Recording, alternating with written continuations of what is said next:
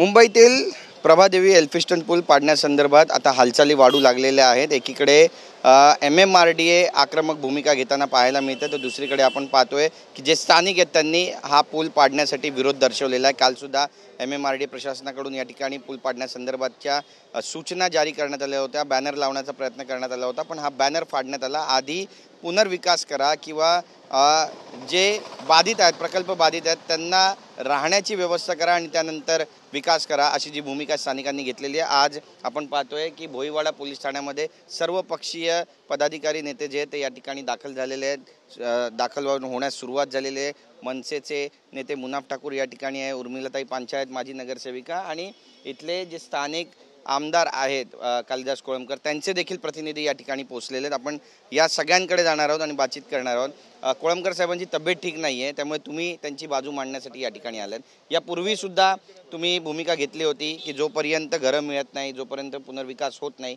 तोपर्यंत पूल पाडू देणार नाही। आता मग नेमकं घोडं कुठे अडलंय आणि काल जो प्रकार घडला त्यानंतर आता भोईवाडा पोलीस ठाण्यात तुम्ही सगळे पोहोचला? जो प्रकार झाला त्याचा पहिला निषेध करतो। कुणालाही सूचना न देता तिथे बॅनर लावले MMRDAने की रस्ता म्हणजे पर्यायी रस्त्याचे तुम्ही उपाययोजना करा, चुकीचं आहे।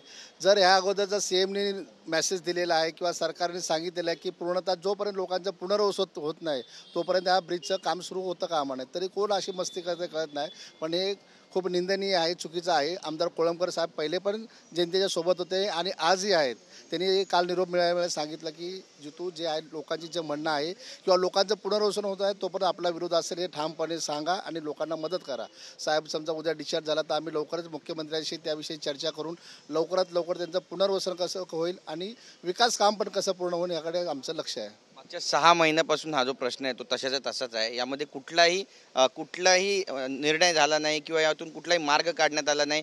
कुणाची अनास्था वाटते नेमकी? नक्कीच MMRDA वाल्यांचा आमचा निषेध आहे MMRDAचा। कारण एवढ्या दिवस झालं, जवळजवळ 5 महिन्यापूर्वीच मुख्यमंत्र्यांनी सांगितलं होतं की जोपर्यंत रहिवाशांचा प्रश्न संपत नाही, त्यांच्या घरांचा प्रश्न संपूर्णपणे, त्या घरांची योजना काय आपल्याला करता येत नाही, त्यांची पूर्तता लोकांना घरांच्या बदली घर देता येत नाही, तोपर्यंत तो ब्रिज बंद केला जाणार नाही, हे स्वतः मुख्यमंत्री देवेंद्र फडणवीस साहेबांनी सांगितलं होतं। तरी देखील MMRDA वाले एवढी डेअरिंग करतात कसे? त्यांनी ही डेअरिंग केलीच नाही पाहिजे मुळामध्ये। मग कदाचित मुख्यमंत्र्यांना अगेन्स्ट करून डेअरिंग करतायत का काय, असं रहिवाशांना वाटायला लागले आता सध्या। उर्मिलाताई पांचाळ शिवसेनेच्या माजी नगरसेविका, ताई तुमच्याकडे बऱ्याच तक्रारी येत असतील, लोकही येत असतील, काय त्यांचं गाऱ्हाणं काय नेमकं? साहेब, गाऱ्हाणं कसं काय असेल, म्हणजे ज्या ठिकाणी आम्ही राहतोय आमची काही सुविधाच काय आम्हाला दिल्या नाही आणि तुम्ही येणार नाही ब्रिज बंद करणार। ब्रिज बंद करताना आम्हाला काहीतरी इन्फॉर्मेशन द्यायला पाहिजे, एक नोटीस द्यायला पाहिजे होती, बाबा या असं तारखेला आम्ही ब्रिज बंद पण ब्रिज बंद करताना आमचा पर्याय काही शोधलाय का? आज 5 वर्ष आम्ही त्याचा फॉलोअप करतोय। 5 वर्षामध्ये ब्रिज बांधतोय एव्हाना बांधून देखील झाला असता, पण ह्या लोकांचं स्थानिकांकडे दुर्लक्ष करायचं आहे, त्यांना वाऱ्यावर टाकायचं आहे आणि आम्ही आमची मनमानी करणार, हेच ह्याच्यातून आम्हाला स्पष्ट दिसतोय। कारण ज्या गोष्टी घडायच्या असतात ना त्याच्यावरती पाठपुरावा करून फटाफट त्याची पावलं उचलली गेली जातात, पण त्या लोकांना ह्याच्यामध्ये इंटरेस्टच नाही आहे। स्थानिकांना तिथेच ठेवायचं आहे, स्थानिकांना आपसामध्ये मतभेद निर्माण करायचे आणि इकडे तिकडे विखुरले जायला पाहिजे, हा त्यांचा इंटेन्शन आहे। जर असं असेल तर चुकीचं असेल, कारण माननीय मुख्यमंत्री देवेंद्र फडणवीस साहेबांचं स्टेटमेंट आहे, जोपर्यंत ह्या लोकांचं स्थलांतर कुठे केलं जात नाहीये तोपर्यंत ब्रिजला हात देखील लावता कामा नाहीये, असं त्यांचं स्वतःचं स्टेटमेंट आहे। जर मुख्यमंत्री, महाराष्ट्राचे मुख्यमंत्री स्टेटमेंट देत असताना जर MMRDA वाले असे मोठा पाऊल उचलत असेल तर मला वाटतं निषेध आहे ह्या गोष्टीचा। कारण MMRDA वाल्यांना कळायला पाहिजे की स्थानिकांना आपण कुठे स्थलांतर करतोय, त्यांचं मोठं प्रश्न आहे, त्या मुलांच्या शाळा आहे। परत तो ब्रिज बंद केल्याच्या नंतर त्याची रहदारी किती आहे माहिती आहे का तुम्हाला? आज ट्रॅफिक जामची समस्या सोडत येत आहेच, पण दोन्ही आपल्याकडे रेल्वे स्टेशन आहेत, परळ स्टेशन आहे, एल्फिस्टन स्टेशन आहे, हॉस्पिटल्स आहेत, तिथून येणारे जे काही स्थानिक आहेत, काही जण इथे नोकरीला किती प्रमाणात नोकरीला येतात, केम्पचा स्टाफ आहे, वाडिया स्टाफ आहे, टाटा स्टाफ आहे, शाळेचे विद्यार्थी आहेत, कॉलेजेस आहेत, हे कुठे जाणार? आणि मग तिथून येणाऱ्या ॲम्ब्युलन्सची काय सोय केली आहे? त्यांना मार्ग दिला आहे का? ते वेस्टवर एल्फिस्टन ब्रिजवरून ॲम्ब्युलन्स जे येतात, जे एमर्जन्सी पेशंट असतात, ते कुठून येणार, कसा प्रवास करणार, ह्याचं काय नियोजन केलं आहे का? त्याचं काय आम्हाला माहिती दिली आहे? काहीच माहिती दिली नाही। काल आले आणि आपलं बोर्ड लावतात की एल्फिस्टन ब्रिज आम्ही बंद करतोय। अरे बंद मग आमचे स्थानिक जाणार कुठे?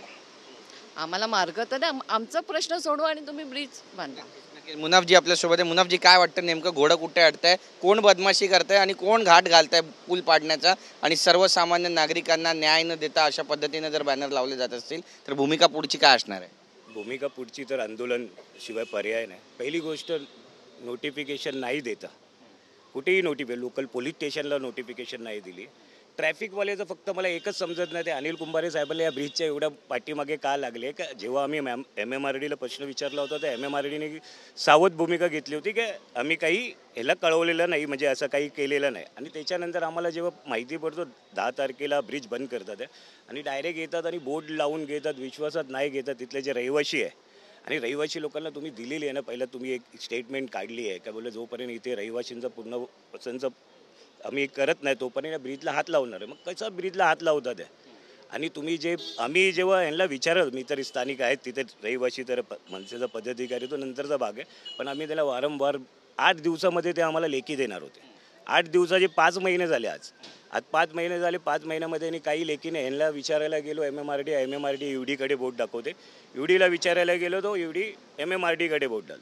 म्हणजे यांच्यासाठी काय माहिती, यांनी आणि कुठलीही गोष्ट भले अटल सेतू ह्याला इम्पॉर्टंट, तर रेल्वे ब्रिज इम्पॉर्टंट नाही आहे. यांचा पूर्ण फोकस आहे अटल सेतू ब्रिजवरती. आणि पण आले, पण तुम्ही इथे कुठे कंप्लीट केलं आहे ब्रिज, आणि तिथे कुठला घोडा यांचा अडलेला आहे की एल्फिस्टन ब्रिजचे वरचे काहीतरी यांचे स्लॅब टाकायचे, जे ब्रिजचे स्लॅब असं काहीच नाही ना. मग हे एवढी घाई कशाला करतात आहे? आणि इथे त्यांना ते एवढी माहिती नाही, 19 बिल्डिंग बाधित होतं, तर पहिला त्यांचा तर निर्णय लावा. आणि बाकीचे जे 4 हॉस्पिटल आहे, KM वाडिया हे सारखे हॉस्पिटल आहे, टाटासारखे हॉस्पिटल आहे, मग तेव्हा यांचा आत्ताच एल्फिस्टन रोडला तिथे 1-1 तास ट्रॅफिकचा इश्यू आहे आणि ब्रिज बंद केल्यानंतर नाही जाणार 2-2, 3-3 तास. मग यांची प्लॅनिंग कुठे आहे? यांनी प्लॅनिंग कुठे बनवलं? हायवेजनचं तुम्ही फक्त बोर्ड लावतात आहे, मग तुझे पर्यायी मार्ग कुठे काढलेला आहे? पर्यायी मार्ग काढलेला नाहीच काढलेला आहे. मग बरोबर नाही. आणि हा ब्रिज आम्ही जोपर्यंत आमचा रहिवासींचा व्यवस्थित निर्णय लावत नाही पूर्ण वसनचा, तोपर्यंत आम्ही हा ब्रिज बंद पाडू देणार नाही. इतर काही पदाधिकारी आणि स्थानिक आहेत, काय नेमकी भूमिका काय? भोईवाडा पोलीस ठाण्यामध्ये तुम्ही पोहोचलेला आहेत, या पोलीस ठाण्यामध्ये बोलवण्यामागचं कारण काय? आज इकडे मीटिंग बोलवलेली आहे भोईवाडा पोलीस स्टेशनमध्ये. संयुक्त मीटिंग आहे MMRDA आणि स्थानिक रहिवाशांची.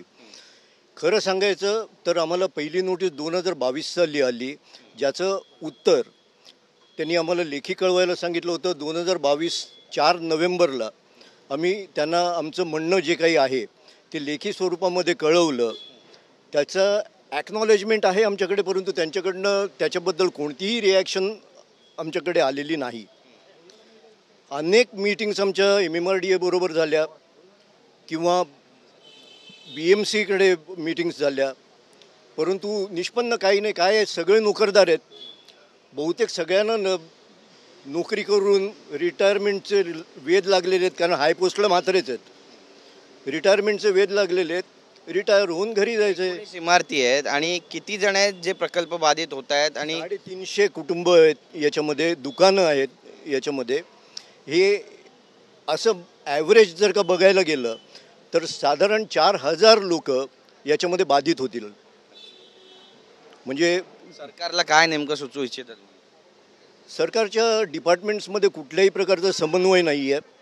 प्रत्येक डिपार्टमेंट दुसऱ्याकडे बोट दाखवतं. दुसरं हे खोखोचा गेम चाललेला आहे. जबाबदारी कोणीच घ्यायला मागत नाही आहे. सिंगल विंडो म्हणायचं तर कोणीच जबाबदारी घ्यायला मागत नाही आहे आणि आम्ही भरडले जातो आहे त्याच्यामध्ये, दुसरं काहीच नाही आहे. आज हे लोक आले, उद्या BMC येईल, परवा BSTला तर त्यांनी सांगितलं होतं लाईट कट करा म्हणून सुद्धा. आमचं काय होणार आम्हाला माहीत नाही. हे गेली 3-4 वर्षापासून हेच चाललेलं आहे. धन्यवाद आमची बातचीत केल्याबद्दल. तर आपण पाहतो आपली जी व्यथा ती सुद्धा मांडलेली आहे. मराठी माणूस मुंबई बाहेर गेला नाही पाहिजे, ही खरं तर शासनाची भूमिका आहे, पण त्यानुसार शासन वागतंय का, हा सुद्धा आताच्या घडीचा महत्त्वाचा प्रश्न आहे. प्रभादेवी पुलासंदर्भात नेमकं काय घडणार आहे, सरकारची भूमिका काय असणार आहे, पाहणं महत्त्वाचं ठरेल. कॅमेरा पर्सन सिद्धेश नाईकसह गिरीश गायकवाड, TV9 मराठी, मुंबई.